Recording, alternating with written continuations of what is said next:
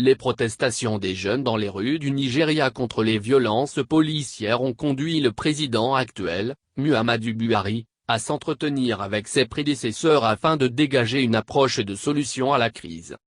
En ce sens, le président Buhari a présidé le vendredi dernier à Abuja une réunion virtuelle du Conseil de sécurité nationale avec certains anciens chefs d'État et certains chefs de sécurité. Ont pris part à cette réunion virtuelle, les anciens chefs d'État comme le général Yakubu Gowon, l'ancien président Olusegun Obasanjo, le général Ibrahim Badamasi Babangida, l'ancien chef du gouvernement national intérimaire Chief Ernest Shonekan, le général Abdulsalami Abubakar et l'ancien président Goodluck Jonathan.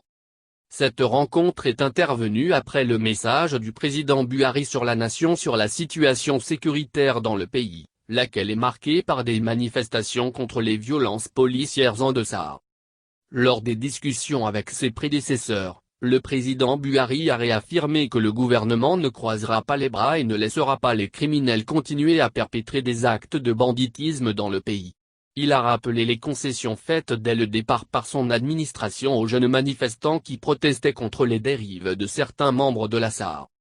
Sur les autres demandes des manifestants, Buhari a révélé que les jeunes exigent la libération immédiate de tous les manifestants arrêtés, la justice pour les victimes décédées de brutalités policières et indemnisation appropriée pour leurs familles, la mise en place d'un organe indépendant pour superviser l'enquête et la poursuite de tous les auteurs d'inconduite de la police et une évaluation psychologique et un recyclage de tous les agents de la SAR.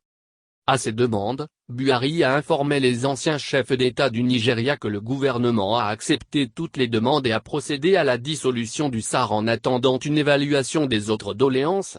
Il a fait noter que malheureusement, les manifestants ont refusé de surseoir à leur manifestation et ont engagé un bras de fer avec le gouvernement en recourant à des manifestations devenues violentes.